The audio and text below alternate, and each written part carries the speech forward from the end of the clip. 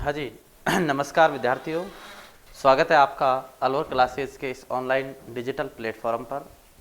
प्रिय विद्यार्थियों, मैं अशोक प्रजापत आप सभी को हिंदी विषय का अध्यापन कराने के लिए आया हूँ। ये जो कोर्स है ये आपके लिए सभी प्रतियोगी परीक्षाएं जहाँ पर भी हिंदी विषय का पाठ्यक्रम आपके सिलेबस में दिया हुआ है, हिंदी विषय का सिलेबस जहाँ भी आपके है, टॉपिक जहाँ भी है, उन सभी परीक्षाओं के लिए बेहद उपयोगी रहने वाला है। सभी परीक्षाओं को मद्देनजर रखते हुए आज हमारा प्रारंभिक यानी कि पहला टॉपिक है वर्ण विचार। बच्चों, वर्ण विचार से संबंधित हम सारी भ्रांतियां दूर करने वाले हैं कि किस प्रकार से वर्ण विचार से प्रश्न आते हैं। अच्छा प्रकरण है, बड़ा प्रकरण है, ध्यान से समझते चलना और आराम से एक एक स्टेप को इसको पढ़ते चलना है।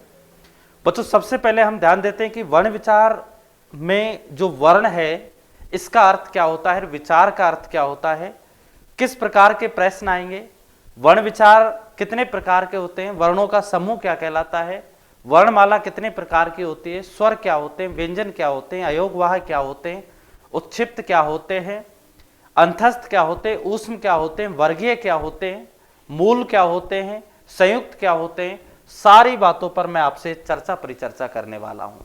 तो करें क्लास को स्टार्ट। सभी बच्चे एक बार क्लास को शेयर करें। देखो बच्चों, हमारा पहला प्रकरण है वर्ण विचार। सबसे पहले हम जानेंगे कि सर ये जो वर्ण होता है इस वर्ण का मतलब क्या है।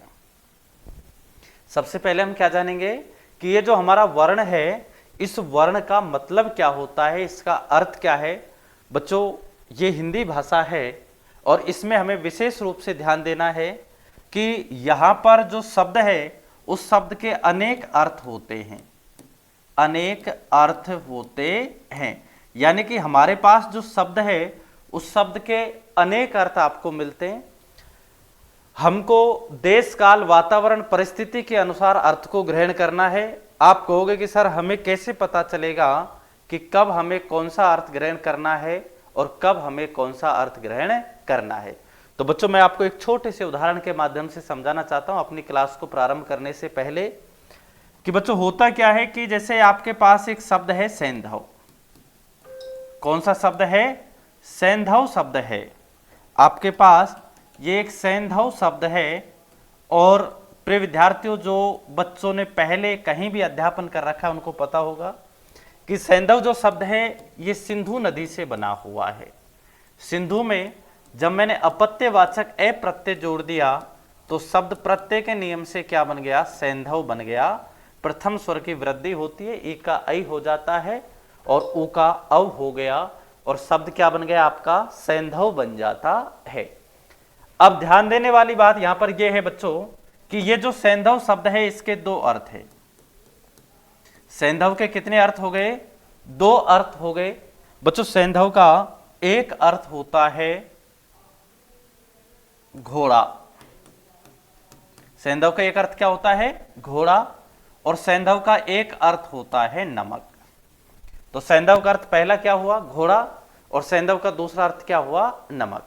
अब ध्यान दो, घोड़ा भी सैंधव का अर्थ है और नमक भी सैंधव का अर्थ है। अब आप मुझसे ये पूछोगे कि सर हमें कैसे पता चलेगा कि हम इसका अर्थ घोड़ा लें या नमक लें? दोनों ही अर्थ सही है, गलत कोई सा नहीं कह सकते हम, लेकिन देश काल वातावरण परिस्थिति के अनुसार एक अर्थ गलत हो जाएगा, एक क्या रहेगा? सही रहेगा। मैंने कहा बच्चों आपको परिस्थिति देखनी है, देश काल वातावरण देखना है कि आप किस जगह बैठे हो, किस जगह हो, क्या उसका अर्थ आपको ग्रहण करना है। जैसे मैंने कहा कि आपके पिताजी हैं और आपके समक्ष बैठकर खाना खा रहे हैं, सामने बैठकर आपके क्या कर रहे हैं? वो खाना खा रहे हैं।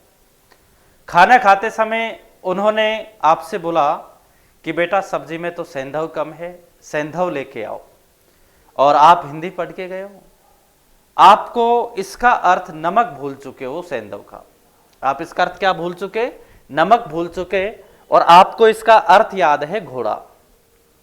अब आपने सोचा कि यार सैंधव का मतलब तो घोड़ा होता है, और आप भागे भागे जाते हो कहीं अड़ोस पड़ोस में और वहां से घोड़ा लेकर आ जाते हो।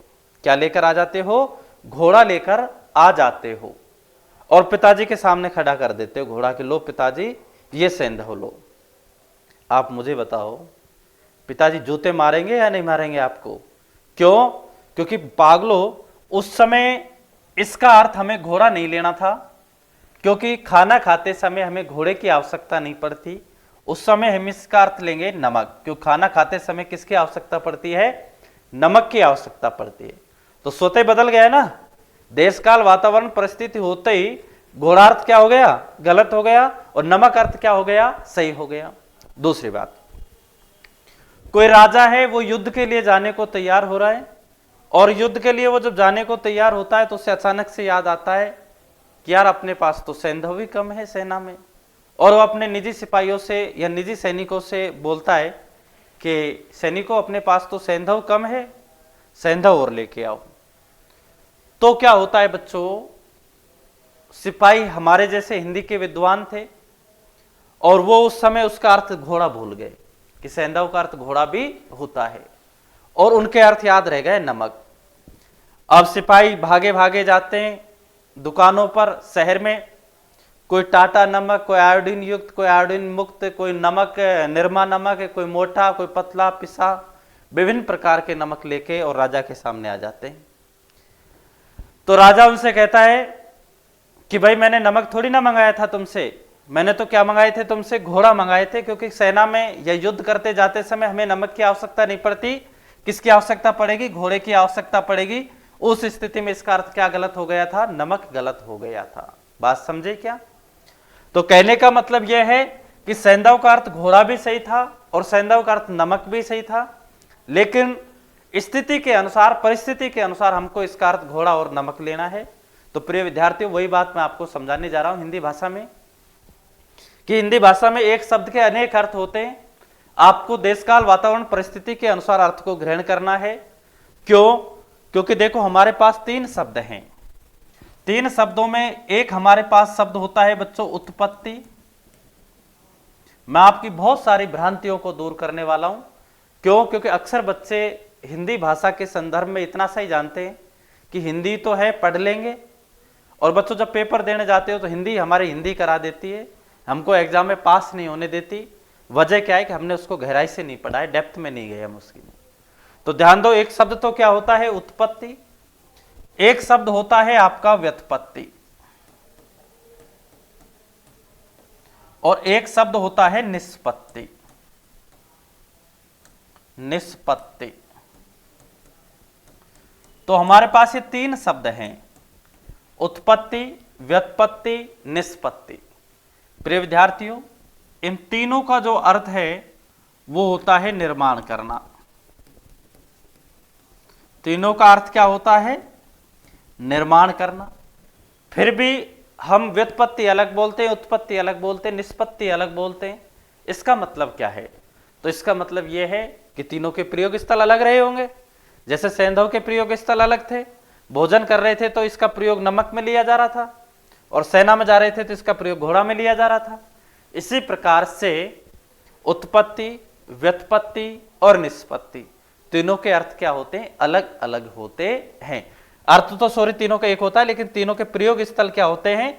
अलग अलग होते हैं। अब ध्यान दो आप यहां से बच्चों, जब भी शब्द आता है उत्पत्ति, तो आपको ध्यान रखना है उत्पत्ति जो है वो सदैव जीव की होती है।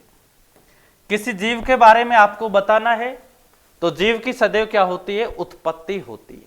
किसी जीव के बारे में आपको बताना है तो जीव की क्या होती है? सदैव उत्पत्ति होती है। किसी भी शब्द के बारे में अगर आपको बताना है तो बच्चों शब्द की क्या होती है? व्युत्पत्ति होती है। जैसे मैंने कहा कि भाई कोई भी शब्द दे दे आपको संधि, संधि की व्युत्पत्ति बताओ, तो जब भी व्युत्पत्ति बताने का काम होता है तो हम 4 बातों का ध्यान देते हैं कि उस शब्द में कोई संधि हुई है क्या, उस शब्द में कोई समास हुआ है क्या, उस शब्द में कोई उपसर्ग लगा हुआ है क्या, या उस शब्द में कोई प्रत्यय लगा हुआ है क्या। व्युत्पत्ति में क्या क्या देखते हैं हम? संधि, समास, उपसर्ग, प्रत्यय, ये व्युत्पत्ति पक्ष होता है। समझ में आ गया? आपको किसी भी शब्द का निर्माण देखना है तो आप बोलोगे कि शब्द की व्युत्पत्ति कैसे हुई है, और व्युत्पत्ति में आप बोलोगे कि इसमें संधि है, समास है, उपसर्ग है या प्रत्यय है। राइट? आगे चलो। जब भी आप रस के बारे में बात करते हो तो बच्चों रस की क्या होती है, निष्पत्ति होती है। रस की क्या होती है, निष्पत्ति। अर्थात जीव के बारे में हम व्युत्पत्ति नहीं बोल सकते, शब्द के बारे में उत्पत्ति नहीं बोल सकते, और रस के बारे में उत्पत्ति या व्युत्पत्ति नहीं बोल सकते।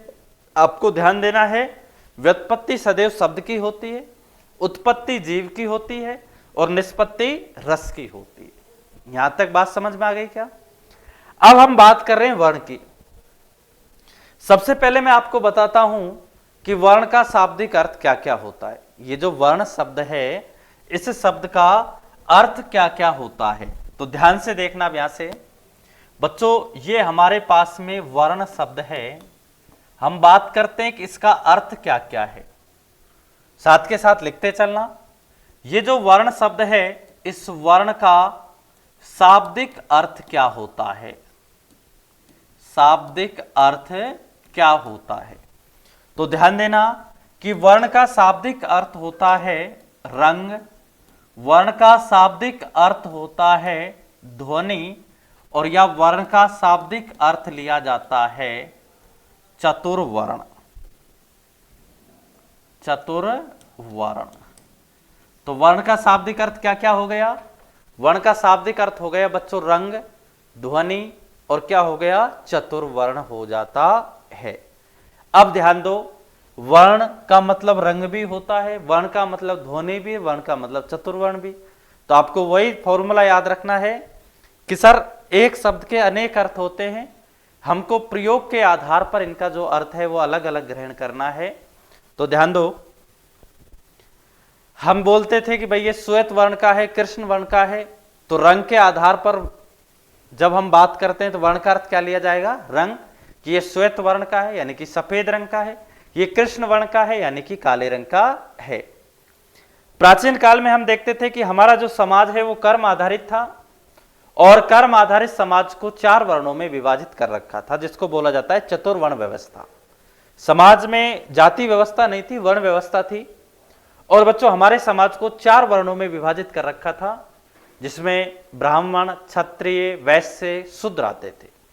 जो पढ़ने लिखने का काम करते थे ब्राह्मण हो गए, पूजा पाठी। जो क्षत्रिय यानी कि रक्षा करने का काम करते थे, जिसको आज कई हम पुलिस फोर्स कह सकते हैं, ये किस में आता था? क्षत्रिय में, राजा की सेना। वैश्य जो व्यापारी वर्ग था वो वैश्य में आ गया, और जो दूसरे का अधीन नौकरी करता था या निम्न जो वर्ग था वो किस में आ जाता है? शूद्र में आ जाता है। अब वो जो व्यवस्था थी वो हमारी कर्म पे आधारित थी। जो व्यक्ति जैसा कर्म करता था उसको उसी वर्ण में रख दिया जाता था। तो वर्ण का अर्थ क्या हो गया? चतुर्वर्ण भी हो गया, वर्ण का अर्थ रंग भी हो गया। लेकिन प्रिय विद्यार्थियों, चूंकि हम पढ़ रहे हैं भाषा, और भाषा के संदर्भ में वर्ण का अर्थ लिया जाता है ध्वनि। भाषा के संदर्भ में वर्ण का अर्थ क्या लिया जाता है? ध्वनि लिया जाता है। अर्थात ध्वनि को ही क्या कहा जाता है? वर्ण कहा जाता है। लेकिन कब कहा जाता है प्रिय बच्चों? जब आप मुख से आवाज जो निकल रही है आपके मानव मुख से, इसको आप लिख नहीं रहे, ये मौखिक रूप में है, तब तक ये कहलाती है ध्वनि। लेकिन इस ध्वनि को आपने, इस आवाज को आपने लिख दिया है, इसका रंगन कर दिया, इसका लेपन कर दिया, तो ये आवाज या ये ध्वनि या ये वॉइस, जिसको आप आंग्ल भाषा में बोलते हो, यही क्या कहलाती है? आपकी वर्ण कहलाती है। अर्थात परिभाषा क्या बना सकते हैं हम कि ध्वनि का लिखित रूप ही क्या कहलाता है? वर्ण कहलाता है। चलिए मैं आपको इसकी परिभाषा बताता हूं, 2-3 परिभाषाओं से समझाने की कोशिश करेंगे। बच्चों, आपको ध्यान देना है कि वर्ण की परिभाषा क्या बनी। तो वर्ण की परिभाषा बनती है कि भाषा की वह सबसे छोटी से छोटी इकाई, भाषा की वह सबसे छोटी से छोटी इकाई जिसके और अधिक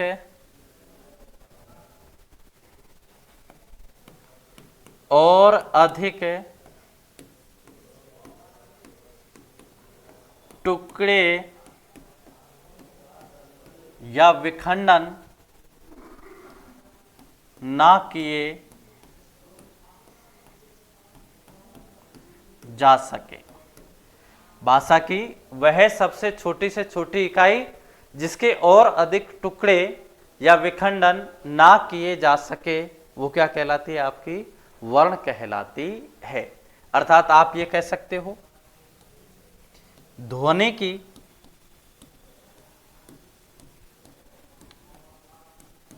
लिखित अभिव्यक्ति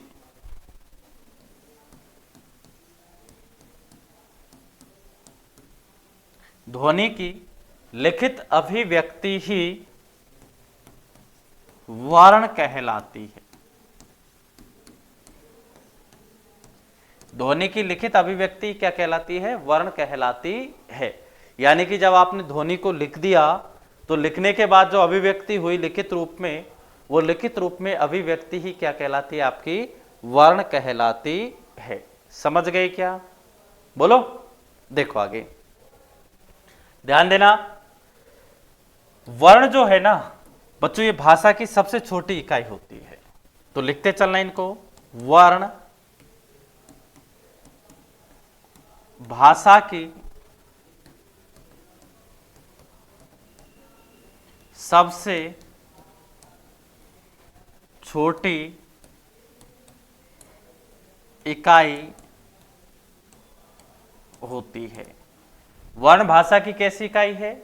सबसे छोटी इकाई होती है। बात समझ रहे हो क्या? आपसे पूछे कि भाषा की सबसे छोटी इकाई क्या है तो आपका आंसर आएगा कि वर्ण है। लेकिन ध्यान देना, अगर उसने कह दिया मौखिक भाषा की सबसे छोटी इकाई क्या है तो बच्चों मौखिक भाषा की सबसे छोटी इकाई होती है ध्वनि। मौखिक भाषा की ध्वनि और भाषा की वर्ण, या आपको वो दे सकता है लिखित भाषा की, तो लिखित दे या लिखित नहीं दे, सीधा भी भाषा दे सकता है।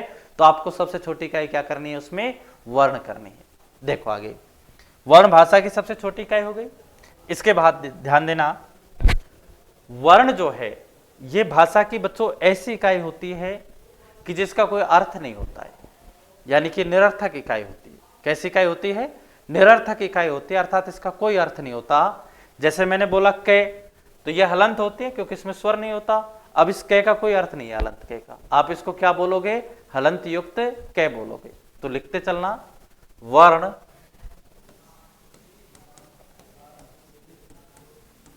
भाषा की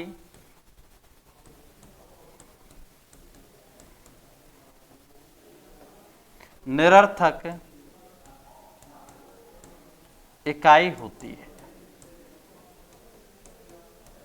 वर्ण भाषा की कैसी इकाई है? निरर्थक इकाई होती है। इसके बाद लिखना, वर्ण के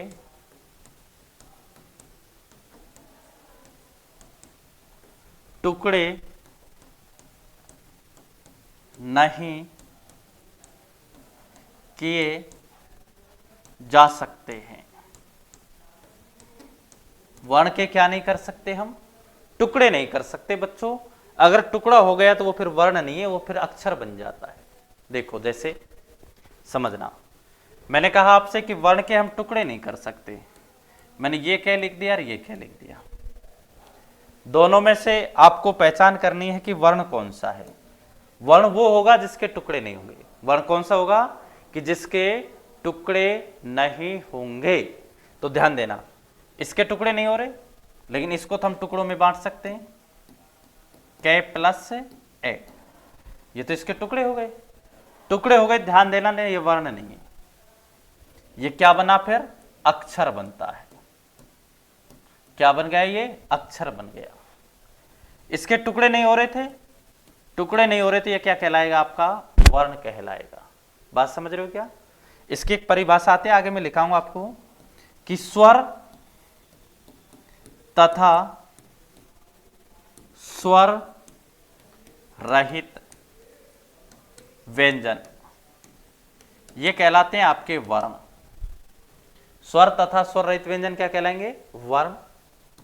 स्वर तथा स्वर सहित व्यंजन ये क्या कहलाते हैं? आपके अक्षर। ध्यान दो, इसमें ये स्वर था, स्वर सहित है ये। कैसा है? स्वर सहित। तो इसे हमने क्या कह दिया? अक्षर। ये जो क्या आया है, ये बच्चों स्वर रहित है। क्या है ये? स्वर रहित है। और स्वर रहित है तो हमने इसको क्या बोल दिया? वर्ण बोल दिया। बात समझ रहे हो क्या? तो हमने लास्ट क्या लिखा कि वर्ण के टुकड़े नहीं किए जा सकते। जैसे हमने ये क लिख दिया, ख लिख दिया, च लिख दिया, ए लिख दिया, ई लिख दिया। आ गई बात समझ में? ये वर्ण कहलाते हैं। अगली लाइन से देखो, देखो स्वर तथा स्वर रहित। ऊपर लाइन ज्यादा तो नहीं आ रही है? ज्यादा आ रही है।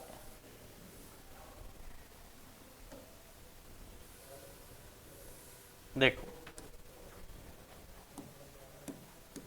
स्वर तथा स्वर रहित। रहित का मतलब बिना। स्वर तथा स्वर रहित व्यंजन वर्ण कहलाते हैं। वर्ण कहलाते हैं। स्वर तथा स्वर रहित व्यंजन वर्ण कहलाते हैं।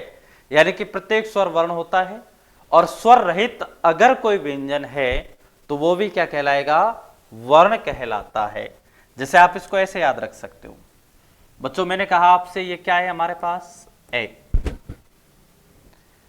ए स्वर है तो स्वर में दोनों गुण पाए जाते हैं। ये वर्ण भी होता है और बच्चों ये आपका अक्षर भी होता है। क्यों? क्योंकि ये क्या है? आपका स्वर है।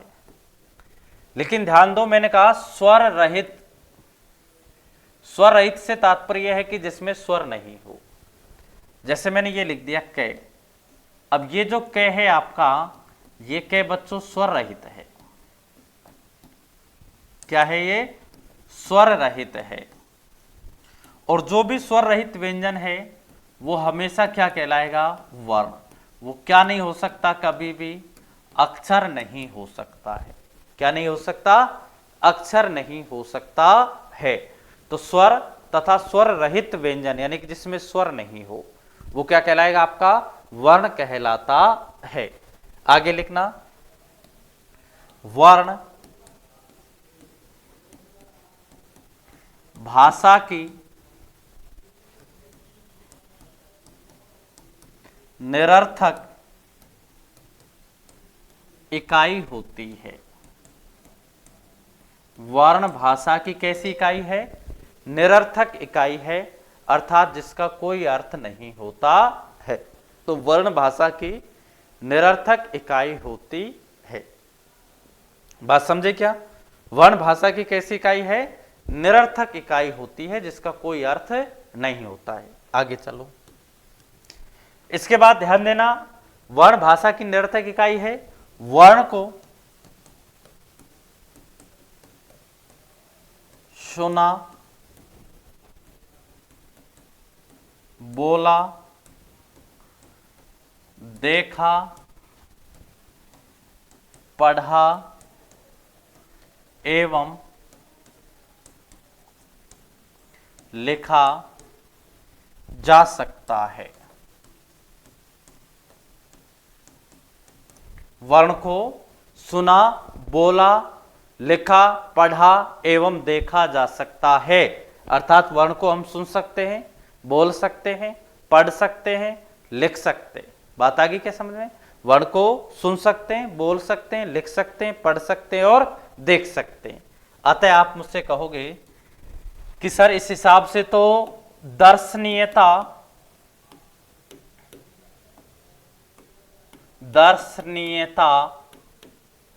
वर्णों का सामान्य गुण होता है। दर्शनीयता वर्णों का सामान्य गुण होता है। आपसे पूछे कि वर्णों का सामान्य गुण क्या है, तो आपका जवाब आएगा कि दर्शनीयता वर्णों का सामान्य गुण होता है। दर्शनीयता क्या है? वर्णों का सामान्य गुण होता है। लिखो एक बार यहां तक।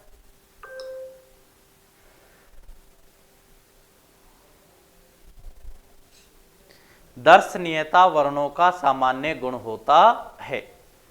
इसके बाद लिखना बच्चों, वर्णमाला में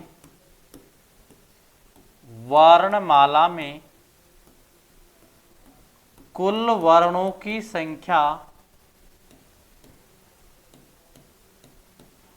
वर्णमाला में कुल वर्णों की संख्या 52 होती है। वर्णमाला में कुल वर्णों की संख्या 52 होती है। ध्यान देना, अब 53 वर्ण हो चुके हैं, लेकिन 53वां जो वर्ण है वो आधिकारिक रूप से अभी नहीं आया है, इसलिए अभी हम कितने पढ़ेंगे? 52 ही पढ़ेंगे। वैसे वर्णमाला में वर्णों की संख्या कितनी हो जाएगी आगामी समय में? 53 हो जाएगी। ठीक है, तो वर्णमाला में कुल वर्णों की संख्या कितनी है? 52 है। अब मैं आपको एक बात बताऊंगा कि आपको एक विशेष डालना है, विशेष। और विशेष में बच्चों आपको ध्यान देना है कि अभी मैं कई बार बोल रहा था कि भाषा की इकाई, सबसे छोटी इकाई, भाषा की इकाई जिसके टुकड़े नहीं हो सकते। तो ये भाषा की इकाइयां कौन कौन सी होती है? क्या क्या भाषा की इकाइयां हैं जिनका हिंदी भाषा में प्रयोग किया जाता है, या हिंदी भाषा में जिनका प्रयोग उपयोगी होता है? तो हेडिंग लगाना, भाषा की इकाइयां। सबसे पहले तो मुझे यही बता दो कि ये इकाइयां जो मैंने लिखा है ये शुद्ध है या अशुद्ध है? जरूरी नहीं कि मैं हर बात सही लिखूं आपको। देखो, मैंने एक इकाइयां आपको ऐसे लिख दिया है, इकाइयां। ओके, आपको सही को बताना है। 3 गलत लिख रहा हूं, 1 सही लिखूंगा। दूसरी इकाइयां मैंने ऐसे लिख दिया है, इकाइयां। तीसरी इकाइयां मैंने ऐसे लिख दिया है। और बच्चों, चौथी इकाइयां मैंने इस प्रकार से लिख दी है।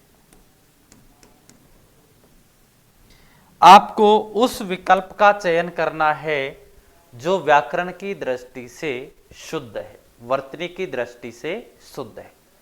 तो बताइए इकाइयां को। अच्छा, आपको मैं और सरलीकरण कर देता हूं, आपको बता देता हूं फॉर यूर काइंडली इंफॉर्मेशन। इकाई जो शब्द है ना, इकाई, ये शुद्ध होता है। ओके, इकाई ये शुद्ध है। अब मुझे बताओ इनमें से इकाइयां कौन सा जो शब्द है वो शुद्ध है वर्तनी की दृष्टि से, और कौन सा अशुद्ध है, और अशुद्ध है तो क्यों है, शुद्ध है तो क्यों है? जवाब दो फटाफट, बताइए।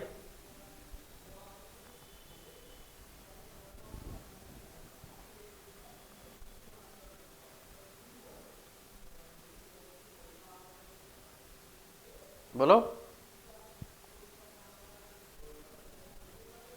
देखो, ध्यान देना बच्चों, इकाई ये शुद्ध है, राइट। अब मैं आपको एक नियम बता रहा हूं कि इकारांत जो शब्द होते हैं, इकारांत, और वो भी कौन से? स्त्रीलिंग वाले जो शब्द होते हैं, इनका आपको बनाना है बहुवचन। पहले दे समझो, इकारांत का मतलब क्या होता है कि जिनके अंत में क्या आ रही हो? दीर्घ। जिनके अंत में क्या आ रही हो? दीर्घ। तो इकारांत स्त्रीलिंग वाचक जो शब्द होते हैं, और इनका आपको बनाना है बहुवचन। तो बच्चों, बहुवचन बनाते समय आप ध्यान देना कि ये जो लास्ट में बड़ी ई आती है, अंत में बड़ी ई आती है, दीर्घ ई आती है, इसको बदल देते हैं छोटी ई में, यानी कि ह्रस्व ई में। दीर्घ ई को किस में बदल दिया जाता है? ह्रस्व ई में बदल दिया जाता है। और इस ह्रस्व ई के साथ में फिर आपको या जोड़ देना है। सबसे पहले बड़ी ई को किस में बदला? छोटी ई में, और उसके बाद हमने क्या जोड़ दिया? या जोड़ दिया है। अब ध्यान दो, मैंने आपको बताया कि इकाई जो शब्द है ये शुद्ध होता है। आपने कहा सर इकाई होती है, होता नहीं है, इसका मतलब स्त्रीलिंग है, और अंत में क्या आ रहा है? ई आ रहा है, तो इकारांत शब्द हो गया। इकाई एक वचन में होती है। इकाई किस में है? एक वचन में। बच्चों, मुझे इसका बहुवचन बनाना है। क्या बनाना है, इसका बहुवचन बनाना है। तो मैं इस दीर्घ ई को ह्रस्व ई में बदल देता हूं, यानी कि बड़ी ई को मैंने किस में बदल दिया है, छोटी ई में बदल दिया। और जब मैंने इस छोटी ई में बदला तो छोटी में बदलने के साथ ही मैंने कहा आपको इसमें या और जोड़ना है। क्या जोड़ना है, या। अब आपके पास संरचना ऐसी नहीं आई क्या, बोलो। अब जब आप इसको एक साथ लिखते हो तो ये क्या बन जाता है, इकाइयां बन जाता है। क्या बन गए आपका, इकाइयां बन जाता है। तो इकाइयां कौन सा सही है आपका, अब जवाब दे सकते हो, ये गलत, ये गलत, ये गलत। सही कौन सा हुआ आपका, बी नंबर का। बात आई क्या समझ में, ये इकाइयां सही होती है। दूसरी बात ध्यान दो, जैसे दवाई शब्द लिखा है आपके पास, इसका बहुवचन बनाना है तो बड़ी ई को छोटी में बदल दो और यहां जोड़ दो। क्या बन जाएगा, दवाइयां। ये ही शुद्ध है, ये ही शुद्ध है बच्चों। 99.9% जो दुकान है मेडिकल की, उन सब पे दवाइयां अशुद्ध लिखा रहता है, इस प्रकार से लिखा रहता है। ये दवाइयां शब्द क्या है, अशुद्ध है। बात आई क्या समझ में। तो जब भी आप इनका बहुवचन बनाते हो तो बड़ी ई को किस में बदल दोगे, छोटी ई में, और छोटी ई में बदलने के बाद क्या जोड़ दोगे, उसमें या जोड़ देते हैं, तो वो क्या बन जाएगा आपका, इकाइयां बन जाता है। अब हम बात करते हैं भाषा की इकाइयों पर। तो हेडिंग क्या है आपकी, भाषा की इकाइयां। भाषा की इकाइयां बच्चों, आपको इनको इसी क्रम में याद रखना है, क्योंकि प्रश्न यहां से आ सकता है कि भाषा की इकाइयों का क्रम क्या है, कौन सा जो क्रम है वो सही है भाषा की इकाइयों के संदर्भ में। तो ध्यान देना, भाषा की इकाइयों के क्रम में आपको ध्यान देना है कि सबसे पहले मानव मुख के द्वारा एक आवाज निकलती है और उस आवाज को कहा जाता है ध्वनि। मानव मुख के द्वारा एक आवाज आई और उस आवाज को हमने क्या नाम दिया बच्चों, ध्वनि नाम दिया है। ध्वनि का जब हमने रंगण कर दिया या लेपन कर दिया तो इससे क्या बन जाता है, वर्ण बन जाता है। ध्वनि का रंगण या लेपन करने पर क्या बन जाता है, वर्ण बन जाता है। बच्चों वर्ण में स्वर नहीं होता, हम अभी पढ़ के आए, लेकिन हमने तो उसमें स्वर मिला दिया, तो स्वर मिला दिया तो वो क्या बन जाता है, अक्षर बन जाता है। वर्ण में स्वर मिलाया तो क्या बन गया, अक्षर बन गया। बच्चों ये जो वर्ण और अक्षर है, इनका जो समूह है इसे हम शब्द कहते हैं। क्या कहते हैं इसको, शब्द कहते हैं। बच्चों शब्द का हमने वाक्य में प्रयोग कर दिया तो ये शब्द ही पद बन जाता है, और बच्चों पदों से वाक्य बन जाता है। और इन सब से किसका निर्माण होता है, तो इन सब से भाषा का निर्माण होता है। किसका निर्माण होता है, इन सब से भाषा का निर्माण होता है। तो भाषा का ये एक निर्धारित क्रम आ गया कि सबसे पहले मानव मुख के द्वारा एक आवाज निकलेगी, इस आवाज को हम क्या नाम देंगे, तो बच्चों इस आवाज को हम ध्वनि नाम देंगे। क्या नाम दिया हमने, इस आवाज को ध्वनि नाम दिया। ध्वनि को हमने लिख दिया, ध्वनि का रंगण कर दिया या ध्वनि का लेपन कर दिया, तो ये ध्वनि क्या बन जाती है, वर्ण बन जाती है। बच्चों हम जानते हैं कि वर्ण में स्वर नहीं होते, हमने तो उसमें स्वर मिला दिए, तो स्वर मिलाने के बाद ये अक्षर बन जाते हैं। क्या बन जाते हैं, अक्षर बन जाते हैं। बच्चों वर्ण और अक्षरों का जो समूह होता है इसे शब्द कहते हैं। क्या कहते हैं, शब्द कहते हैं। और शब्द का जब हमने वाक्य में प्रयोग कर दिया तो ये शब्द ही आपका पद बन जाता है। क्या बन जाता है, पद बन जाता है। और बच्चों इन पदों से किसका निर्माण होता है, वाक्य का, और वाक्य से किसका निर्माण होता है, भाषा से होता है। अब हम 1 बाय 1 प्रत्येक का अध्ययन करेंगे। तो सबसे पहली जो इकाई है हमारे पास में वो क्या है, ध्वनि है। इसमें विशेष बात ये ध्यान रखनी है कि बच्चों ध्वनि जो होती है ना, ये मानव के मुख की आवाज होती है।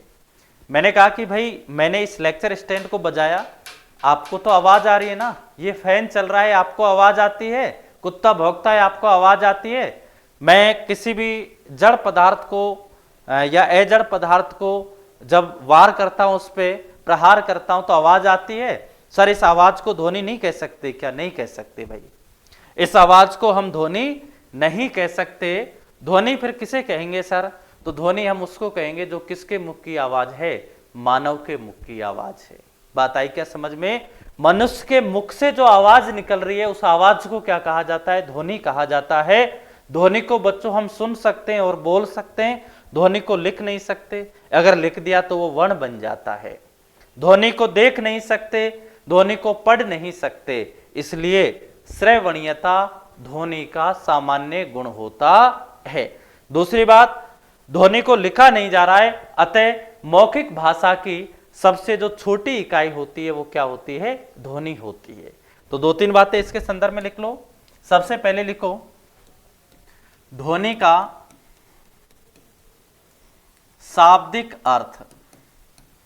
तो बच्चों ध्वनि का शाब्दिक अर्थ होता है स्फोट,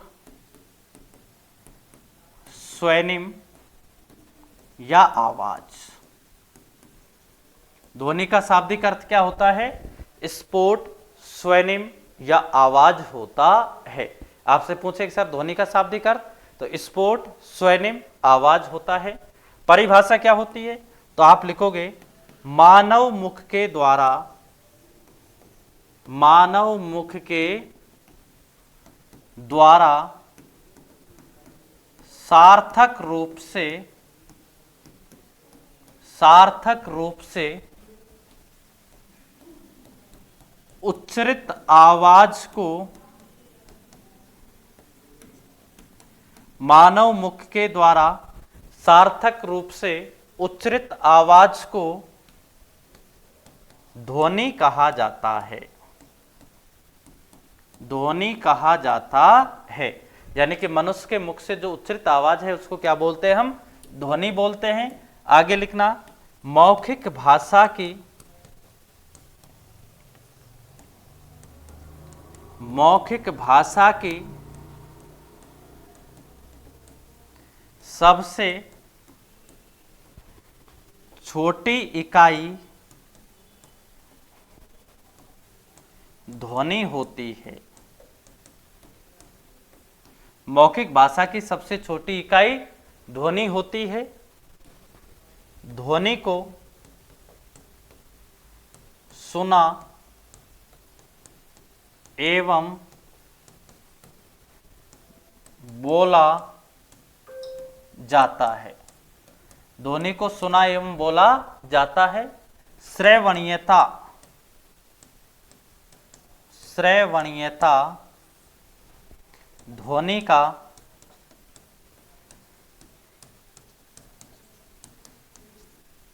सामान्य गुण होता है। श्रवणीयता ध्वनि का सामान्य गुण होता है। तो ये ध्यान रखना आप ध्वनि के संदर्भ में कि ध्वनि का शाब्दिक अर्थ क्या होता है? स्फोट, स्वर्निम, आवाज होता है। किसे कहते हैं? तो मानव मुख के द्वारा सार्थक रूप से उच्चरित आवाज को ध्वनि कहा जाता है। मौखिक भाषा की सबसे छोटी इकाई क्या होती है? ध्वनि होती है।